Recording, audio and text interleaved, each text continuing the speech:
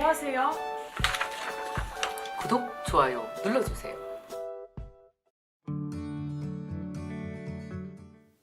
안녕하세요. 오늘의 북드라마는 수녀이셨던 분이 쓰신 책입니다. 영성학 교수로 미국에서 계시는 분이고요. 이 박정은이라는 저자의 책을 소개해드리게 된 이유는 그 이력이 참 특이했어요. 대학교까지 마치고 그리고 수녀가 됐고 커리어를 교수로 전환하셨고 영성학이라는 우리에게는 조금 더 생소할 수 있는 학문인 것 같아요. 이 책의 제목을 먼저 소개해드리면 제목은 사려 깊은 수다입니다. 여자의 이야기를 쓴 거예요. 보다 본질적인 여자라는 건 도대체 어떻게 태어났을까? 여자는 어떻게 성장할까?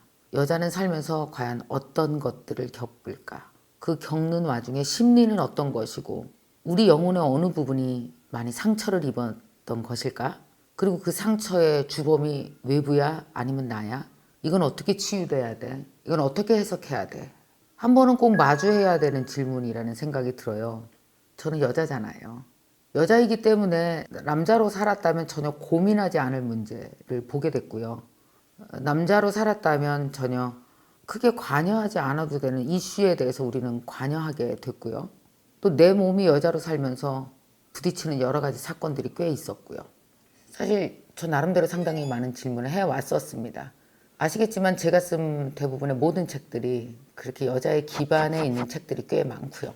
그래서 이분 책을 읽으면서 여러분도 함께 이 책을 통해서 여러분들이 여자로 사는 삶을 해석해봐야 된다라는 생각이 들었습니다. 자, 이 책의 저자인 박정은 교수님은 이런 이야기를 합니다. 여자의 인생을 단계로 보면 약 3단계로 나눠진다는 거예요. 이게 되게 흥미로워요. 자, 첫 번째 여자의 단계를 뭘로 봤냐 하면 초승달의 시기로 봤습니다. 소녀와 처녀의 시기를 초승달 시기로 봤습니다.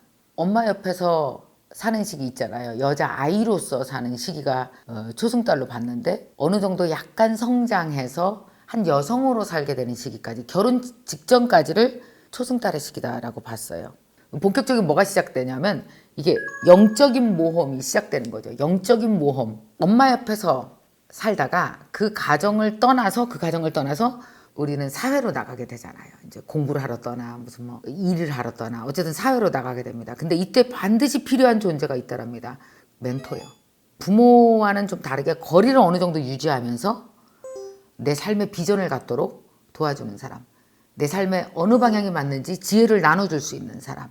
이 박정은 저자가 말씀을 하시길 뭐라고 그러냐면 이 초승달 시기에 가장 중요한 영적 과제가 하나 있답니다. 부모와의 관계에서 벗어나는 겁니다. 부모와의 관계에서 벗어나지 못하면 소녀인 거예요. 더 이상 소녀로 머물러 있으면은 한 인간으로서 영적으로 성장을 멈추잖아요. 영적 성장을 위해서 우리는 숲으로 떠납니다. 일터로 공부하는 대로 어디든지. 여기서 우리는 부모와의 적당한 거리를 통해서 우리는 우리의 영적 성장을 이루게 되는 거죠. 왜 부모랑 어느 정도 거리가 있어야 될까요? 지금 현대사회의 우리 엄마들은 굉장히 지적이죠. 아주 똑똑해요. 그래서 아주 똑똑하게 자녀를 기르려고 합니다. 똑똑하게 자녀를 기른다는 건 자녀와 굉장히 가까이 있는 거예요. 자녀들의 삶에 지나치게 관여하거나 통제하거나 이런 경향이 정말 많죠. 근데 이런 어머니 밑에서 자란 소녀는 잘 성장하기가 힘든 거예요. 그러니까 결혼을 하고 나서도 계속 엄마 안에 머물러 있는 거죠. 그러니까 엄마에게 잘 보이기 위해서 어떤 행동을 한다라든지 그 소녀는 결혼했는데 엄마인데 소녀가 엄마가 된 거죠. 결국은 엄마와 어느 정도의 거리가 있어야 비로소 한 여성이 되고 독립적인 한 엄마로서 건강하게 자신의 삶을 살아갈 수 있는 것 같아요. 우리 딸과 나와의 관계를 가만히 보면 한 일주일에 한 번 정도 만나서 그냥 살아가는 이런저런 이야기를 합니다. 친구 같아요. 어떻게 사는지, 요새 고민은 없는지 이런 것들을 적절한 거리에서 코칭을 해주죠. 나는 네가 이렇게 살기를 바래 라고 끈을 쥐고 흔들고 조종하지 않습니다. 혹은 아주 가까이에 두고 네가 나야. 세상에 제일 무서운 말이 그거잖아요. 넌 나야. 아니죠. 걘 걔죠. 나는 나고. 이 책에서 얘기했던 되게 재밌는 부분 하나가 있는데요. 한번 여러분 생각해 보실래요? 아이가 소녀로 살다가 어느 정도 성장을 해서 일터로 나가고 공부하러 나가서 혼자 있게 되는 경우가 있습니다. 그럼 이 혼자 있게 되는 시간이 필요해요, 안 필요해요? 이 장소가 필요해요, 안 필요해요? 필요하죠. 이걸 이 작가는 뭐라고 불렀냐면 제3의 장소라고 얘기했어요.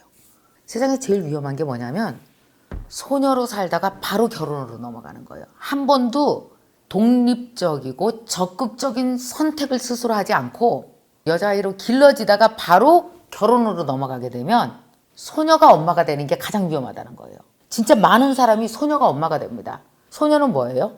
아버지의 통제를 받고 엄마가 이렇게 살아라는 거에 대해서 되게 순종적인 사람이었잖아요. 근데 이쪽으로 넘어가게 됩니다. 그러면 남편이 이렇게 살길 원하는 거에 대해서 또 순종적인 나로 살게 되잖아요.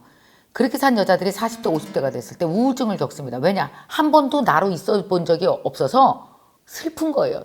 나로 있는 연습을 한 적이 없어요. 언제 나로 있는 연습을 해야 될까요? 소녀에서 엄마로 넘어가기 전 그 중간지대가 있습니다. 그걸 이 저자는 뭐라고 얘기했냐? 제3의 장소라고 했습니다. 제3의 장소라는 말이 저는 되게 와닿았어요. 여러분은 제3의 장소가 있으셨습니까? 사실 저는 제3의 장소가 몇 년 있었던 것 같아요.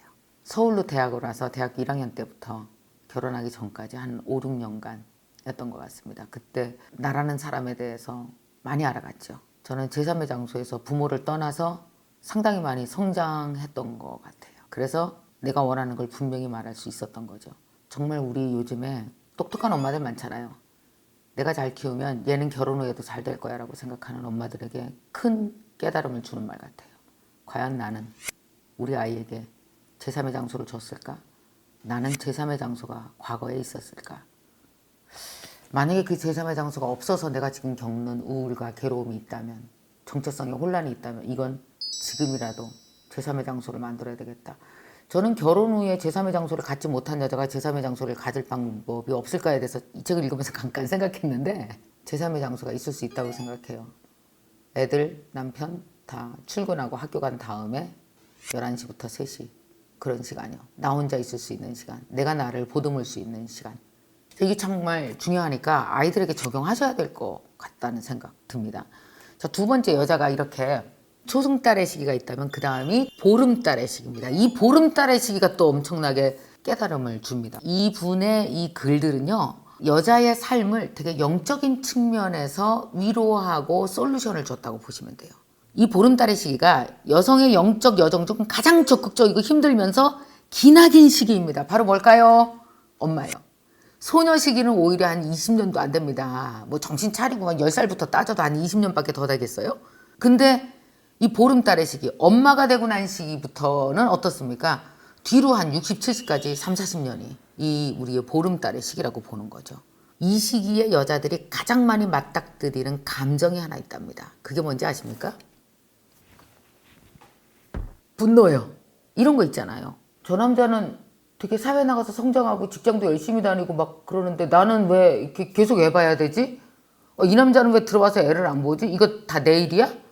얘는 난 사람이 기르고 안 난 남자는 안 기르는 건가? 나 원하는 거 없어? 나 꿈 없어? 막 되게 고민스러웠어요. 근데 이 고민을 아무도 같이 나눌 사람이 없어요. 강제하는 게 너무 많더라고요. 결혼을 딱 하니까. 여러분, 결혼이라는 것 자체가 여자가 모르는 강제 조항들이 무지 많이 들어있는 거 아십니까? 너 애 낳아야 돼. 너 애 길러야 돼.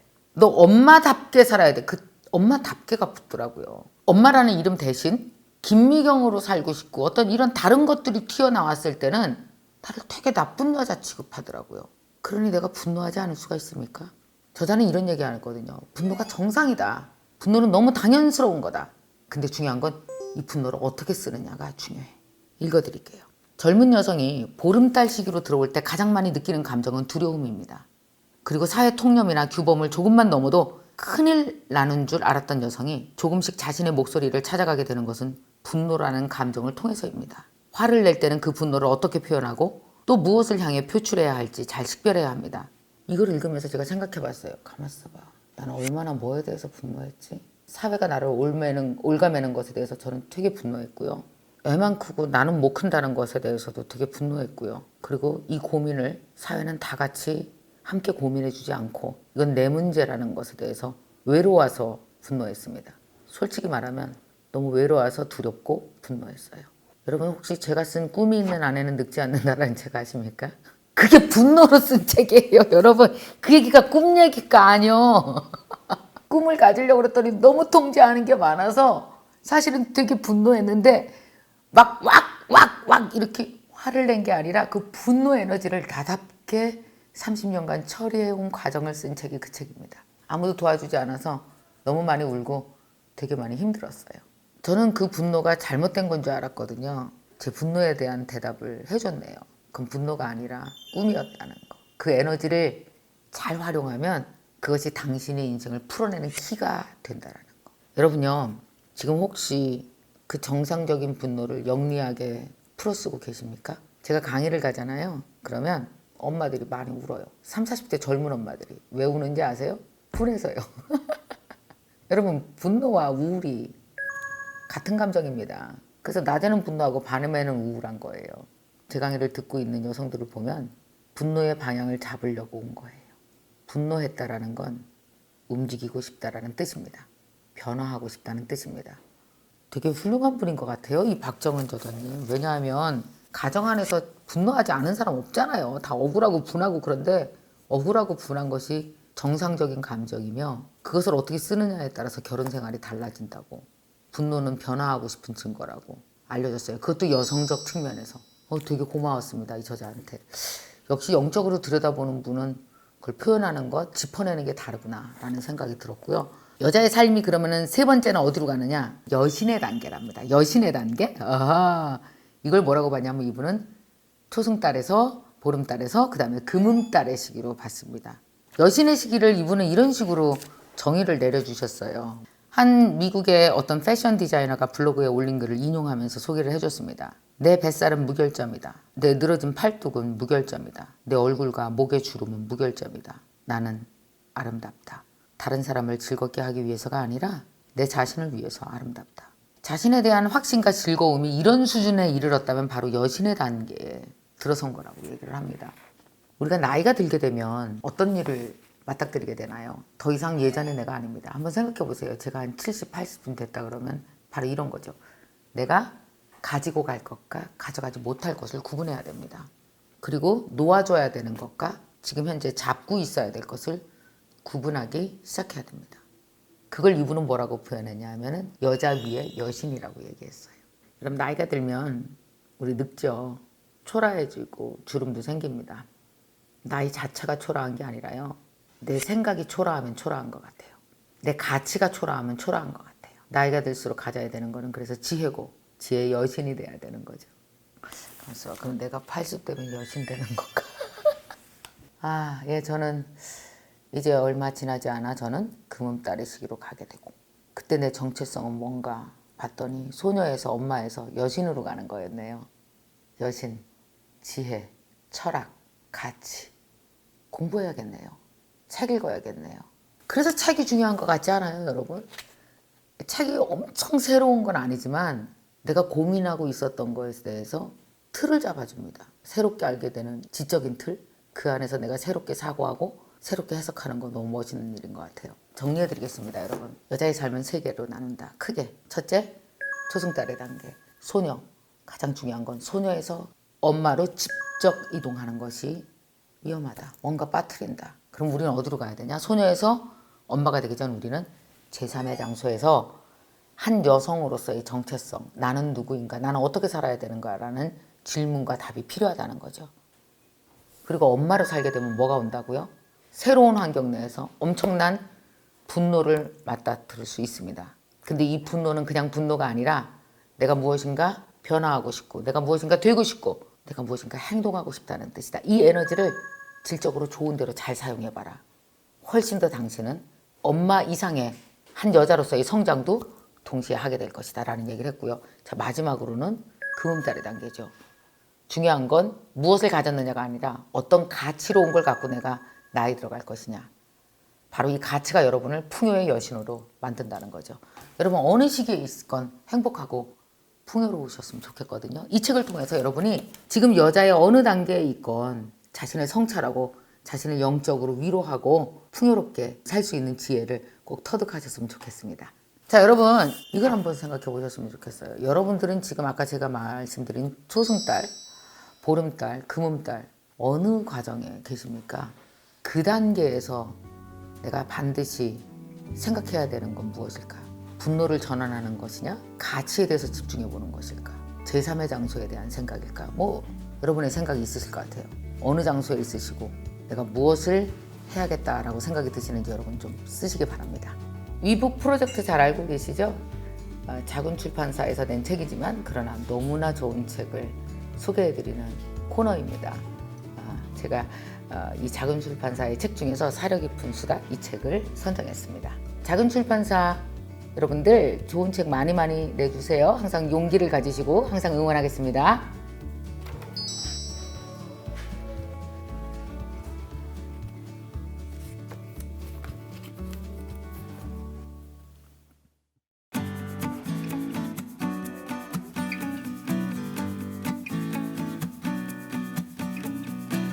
엄마 아버지 없으면 고아들은 다 죽는 거 아니야. 지 힘으로 커. 인간은 뭐든지 자기 힘이라는 게 있어.